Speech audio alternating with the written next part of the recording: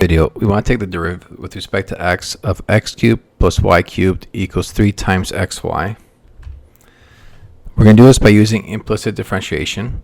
First, the derivative of x cubed is 3x squared. And to take the derivative of y cubed, we have to use the chain rule. So think of this as a function raised to the third power.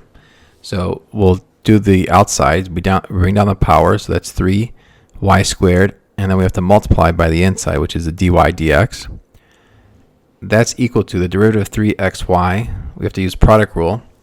The derivative of 3x is 3, and then multiply that by y, plus 3x, and then multiply by the derivative of y with respect to x. And our goal here is to solve for dy over dx. So we want to bring the dy over dx terms on the left, and then have everything else on the right. We do that by subtracting by 3x dy over dx and 3x squared.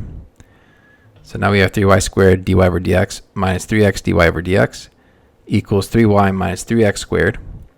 Now I can factor out a dy over dx and have 3y squared minus 3x equals 3y minus 3x squared. I can divide both sides by 3y squared minus 3x. The nice thing here is all terms in the numerator and denominator have a factor of 3, so we can eliminate that. And that gives us y minus x squared over y squared minus x.